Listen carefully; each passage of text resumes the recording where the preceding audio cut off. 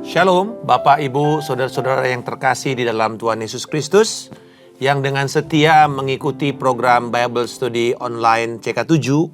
Hari ini, pembacaan kita dari Mazmur 59 tentang ancaman yang diperoleh atau dialami oleh seorang percaya.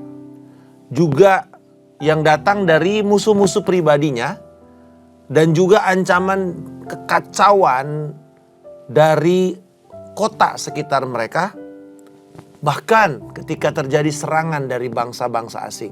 Apa yang akan kita lakukan? Apa yang kita ingat? Seandainya musuh sudah ada di sekeliling kita. Apa yang kita ingat? Apakah kita mengingat akan kematian kita? Atau kita mengingat akan Tuhan yang berdaulat, yang berkuasa, bahkan Tuhan yang bisa mentertawakan musuh-musuhnya. Pada hari ini kita akan belajar bagaimana kita meresponi ancaman, baik itu ancaman pribadi atau kota atau bahkan serangan dari bangsa asing dari pembacaan Mazmur 59 ini. Ini merupakan satu mazmur yang cukup kompleks, cukup beragam karena ada pribadi, ada kota, ada negara atau sebuah bangsa. Nah, saudara-saudara, pada saat ini karena begitu kompleksnya, mari kita mulai lebih dahulu dengan kita menekankan kepada keintiman kita dengan Tuhan. Kita membangun dulu sebuah keyakinan.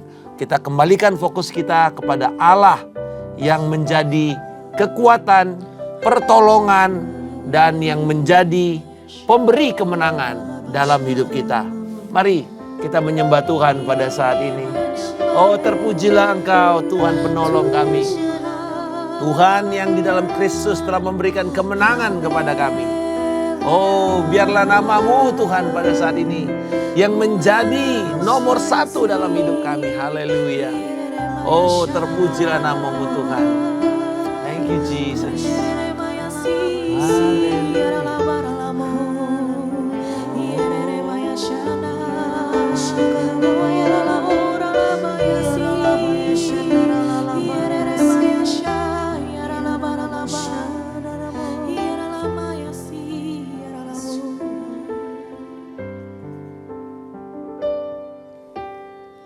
Saat ku dalam kesesakan,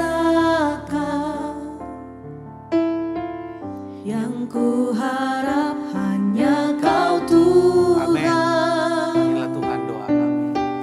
Saat badai hidup menerpa,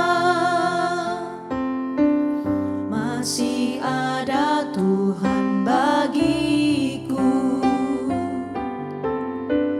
Saat semua jalan tertutup, tiada yang sanggup menolong.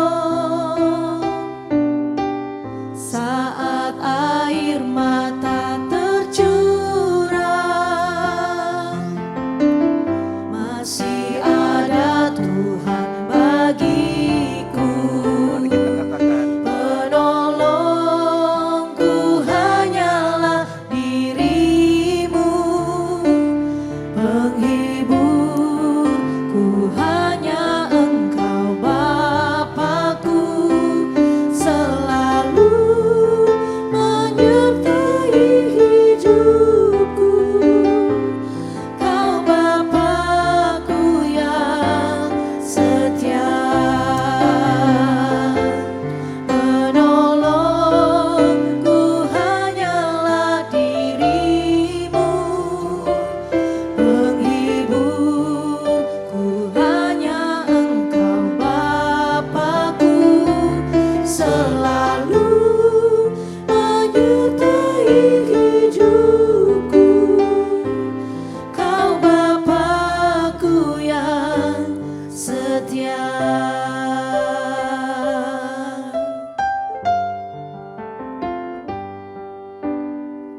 Saat ku dalam kesesakan, yang ku harap hanya Kau Tuhan.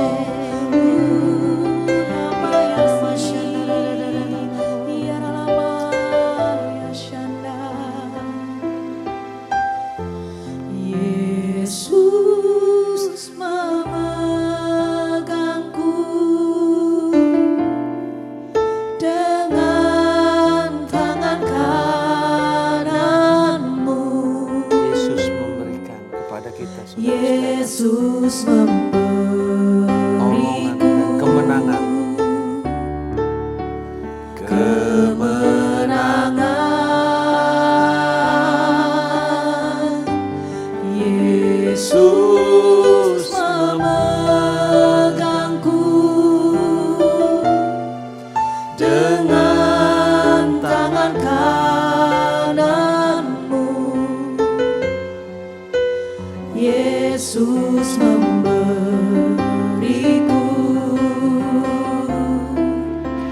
kemenangan. Yesus memegangku dengan tangan kananmu. Yesus memberiku kemenangan, saudara-saudara. kemenangan. Oh, terpujilah Engkau, Tuhan. Yesus memegangku dengan tangan kananmu. Yesus memberiku kemenangan.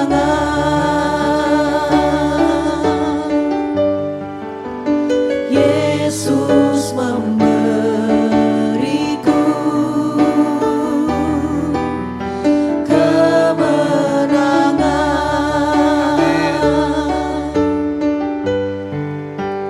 Yesus memberiku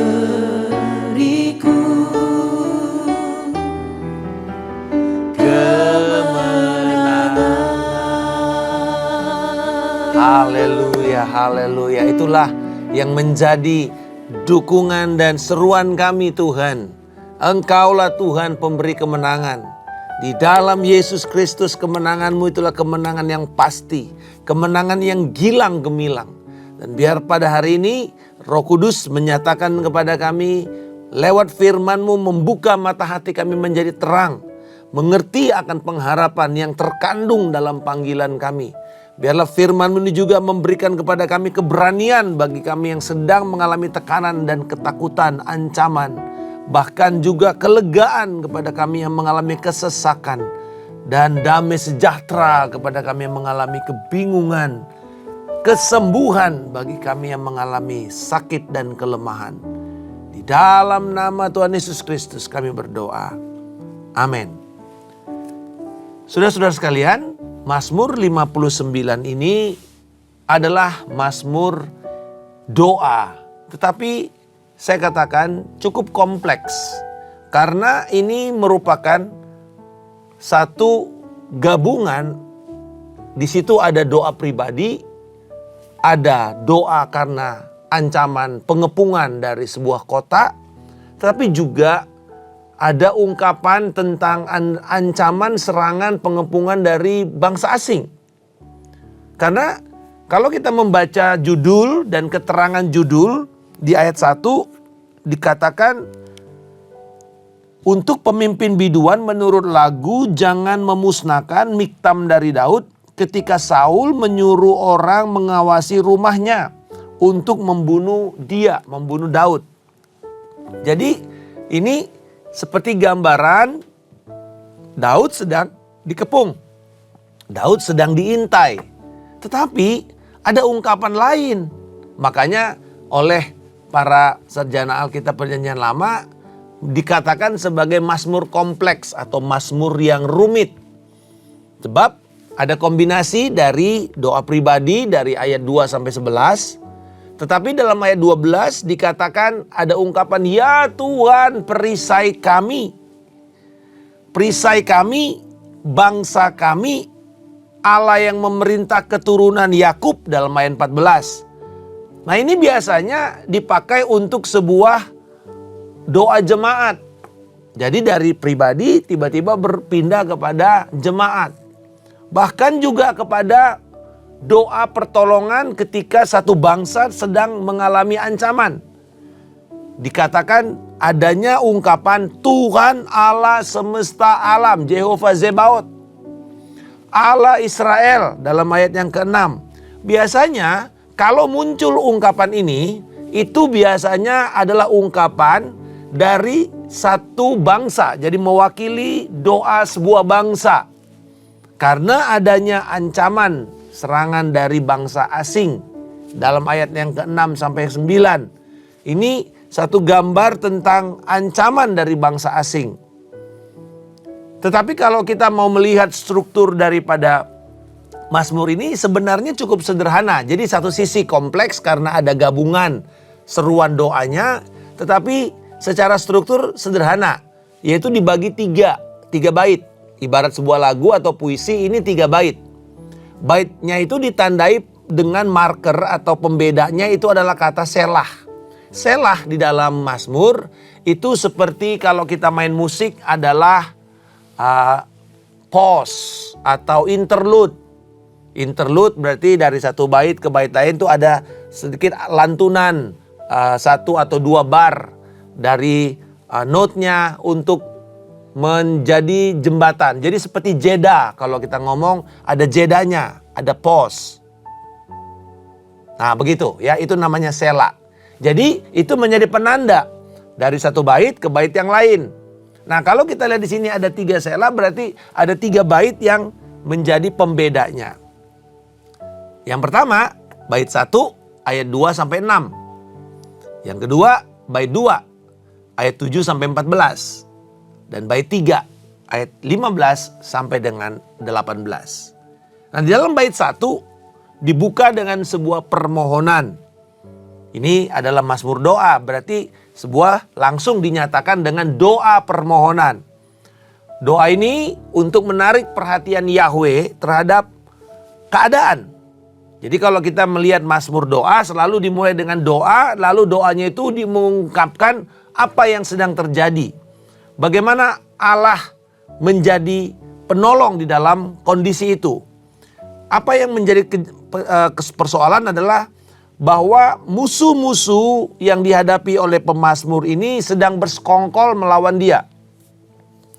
Dan dalam puncak doanya, ayat yang ke-6, dia katakan bahwa persekongkolan ini juga melibatkan bangsa-bangsa terhadap bangsa Israel.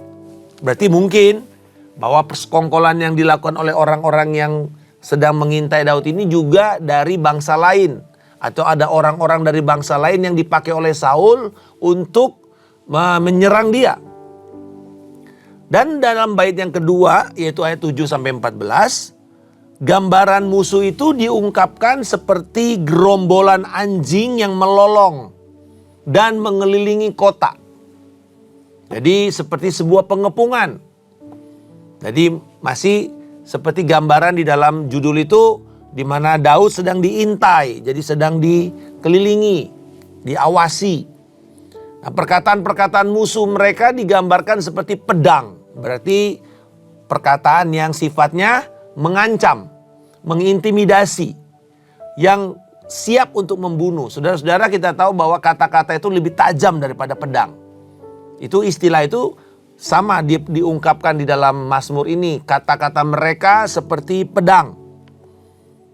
Dan dalam doanya Mazmur, ayat yang ke-10 dan 11, pemazmur tetap menyatakan kepercayaannya kepada Tuhan sebagai perlindungan dan pertolongannya. Jadi, ya betul ada ancaman. Ini kalau kita beriman itu begitu ya. Kita tidak beriman itu menyangkali kenyataan, tidak boleh.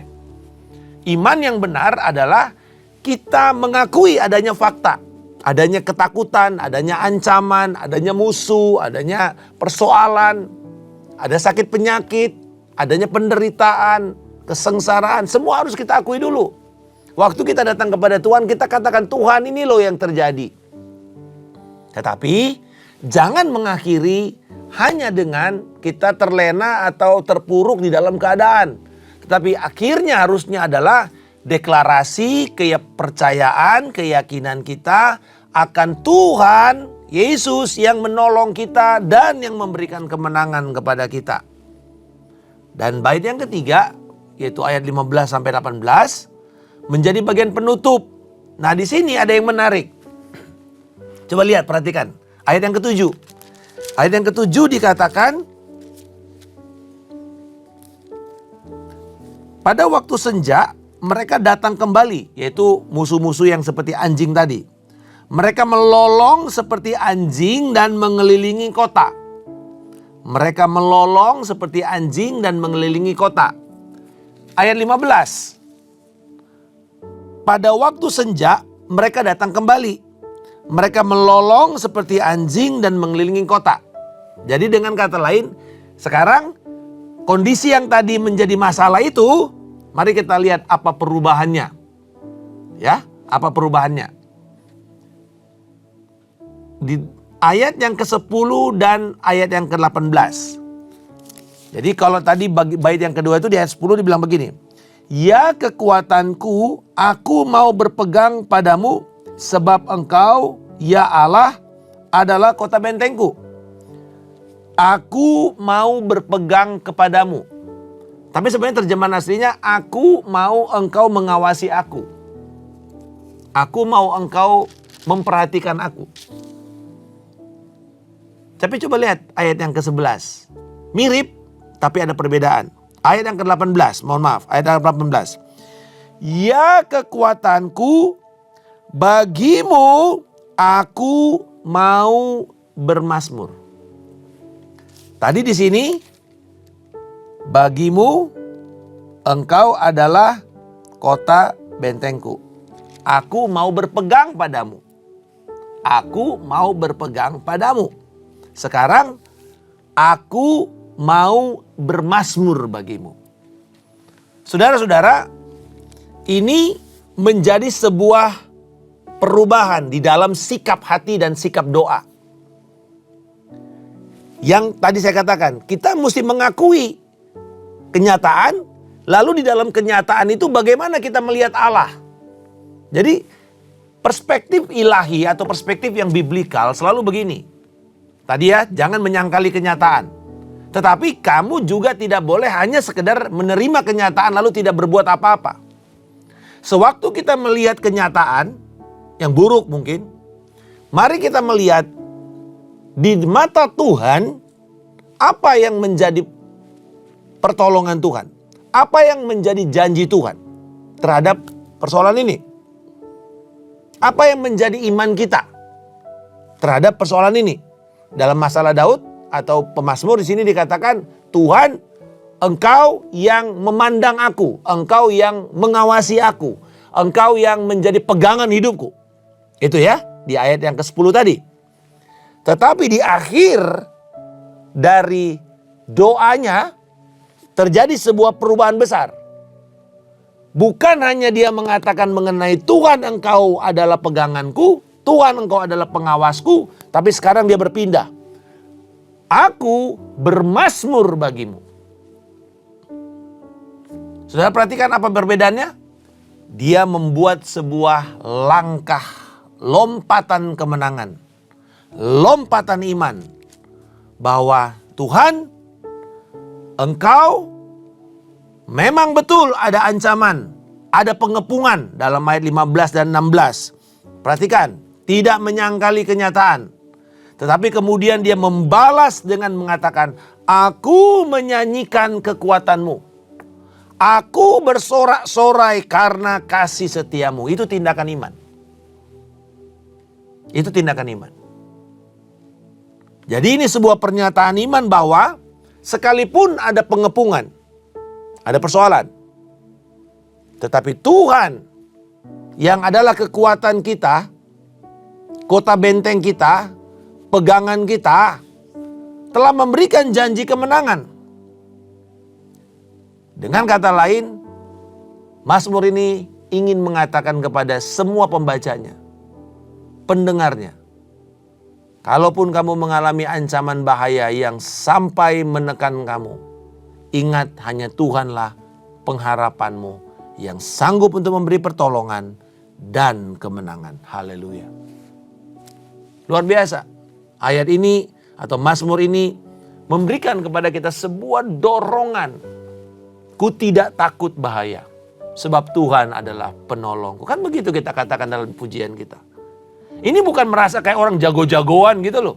Aku gak takut bahaya, aku hebat. Biasanya orang-orang begini karena dia punya ilmu bela diri, dia punya senjata, dia punya backing. Tapi saudara-saudara, kalau kita sedang mengalami tekanan lalu kita mengatakan ungkapan, Tuhan aku bermazmur bagimu. Maka inilah yang jadi jawaban kita. Saya ingat ketika di dalam tahun 98 bulan Mei itu kerusuhan merebak di mana-mana. Saya sedang dalam proses perintisan gereja di satu kota di sekitar Jakarta. Di mana begitu banyak juga, di Tangerang situ begitu banyak juga orang-orang sedang melakukan penjarahan dan seterusnya. Dan di dalam tempat di mana saya tinggal, itu menjadi jalur para perusuh, para penjara. Dan mereka siap menjara rumah-rumah yang juga kaya, yang baik. Nah saudara, pada waktu mereka datang bergerombol dan nyanyi, sorak-sorak, teriak-teriak. Saya hanya dengan istri saya pada waktu itu dan saya langsung mematikan lampu semuanya. Di tengah-tengah ancaman seperti itu dan kita gak bisa lari kemana-mana. Di belakang tembok rumah cukup tinggi, di depan mereka sudah ada dan langsung di depannya ada kali, kiri kanannya rumah. Gak bisa lari kemana-mana. Di saat seperti itu, yang saya lakukan adalah, Tuhan, Engkaulah pelindung kami. Engkaulah penolong kami. Tidak ada yang bisa kami andalkan, kecuali Tuhan. Tidak ada pertahanan diri, kecuali Tuhan. Saudara, kita bisa menyadari di situ adanya ancaman bahaya maut. Itu sebabnya tadi saya membuka dengan pertanyaan ini. Ketika kita sedang mengalami ancaman, apakah kita mengingat akan sekedar kematian kita? Atau kita mengingat akan Tuhan? Karena pada waktu itu bersamaan itu datang. Dan ancaman maut. Dan saya di depan jendela melihat mengawasi bagaimana pergerakan daripada orang-orang ini. Di saat seperti itu. Saya lihat juga bagaimana kuasa roh jahat itu datang. Karena mereka membawa jarahan mereka. Wah! Dengan kegilaan. Dan saat seperti itu. Yang saya cuma mengatakan, saya berdoa dengan bahasa lidah, saya berdoa dengan Roh Kudus. Tuhan, Engkaulah pelindung kami. Minta malaikatmu berjaga-jaga di sekeliling rumah kami. Tidak ada perlindungan lain. Pagar, cuma pagar biasa yang gampang dirobohkan. Tapi di situ Tuhan melindungi. Nah saudara, saya melihat di dalam perjanjian baru, pola yang sama terjadi kepada umat Tuhan. Bahwa pada waktu gereja di dalam Kisah Para Rasul pasal yang keempat, ayat 23 sampai 31. Mereka sedang mengalami ancaman bahaya. Bahkan pemimpinnya diambil. Ditangkap, ditampari, dihakimi. Pada waktu seperti itu, apa sikap mereka? Mereka datang berkumpul dan berdoa. Mereka kecil, tidak punya tentara, tidak punya senjata.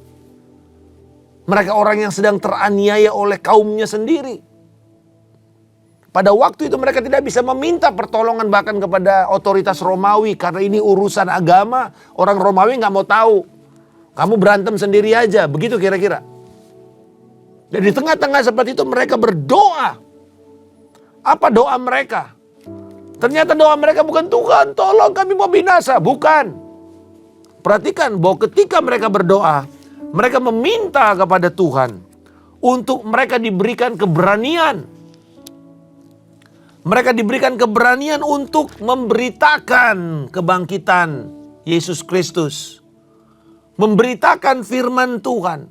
Mereka meminta keberanian serta kuasa untuk melakukan kesembuhan. Mujizat di dalam nama Tuhan Yesus Kristus. Wow, saudara, ini sebuah paradoks dengan kebanyakan kita ketika kita mengalami ancaman. Jangan mengatakan, oh itu kan mereka baru saja mengalami Pentakosta. Justru saudara-saudara dengar baik. Ini sebuah prinsip juga di dalam kekristenan. Every time we face victory, the next step will be the enemy. Setiap kali kita sedang mengalami kemenangan, berkat, maka langkah berikutnya itu adalah ujian dan tantangan berikutnya. Ancaman dari musuh. Mereka baru saja mengalami kemenangan, betul. Tapi the next step adalah lawan-lawan mereka sedang datang. Dan ketika kita menang di situ, kita akan mendapatkan kemenangan baru. Lalu kita akan mengalami lagi ancaman baru. Dan seterusnya sampai kita bertumbuh dan menjadi dewasa. Itulah yang namanya langkah orang benar. Langkah itu saudara, kaki kanan. Berkat kaki kirinya, ujian. Langkah lagi kaki kanan. Terima lagi kemenangan berkat. Kaki kiri, ngalami lagi ujian dan segala macam ancaman. Seterusnya sampai kita meninggalkan titik awal kita dan menjadi dewasa. Saudara-saudara, mari kita melihat setelah mereka mengalami kemenangan. Petrus mengalami ancaman lalu kemudian dia ditangkap dan dia diadili. Tetapi apa yang terjadi dengan doa jemaat? Ketika mereka dilepaskan dan mereka berdoa, Petrus datang melaporkan kepada mereka apa yang terjadi. Lalu kemudian disitulah mereka berseru kepada Allah. Mengapa gusar bangsa-bangsa? Mengapa rusuh? Mereka merancangkan persekongkolan. Persis seperti apa yang doanya Daud.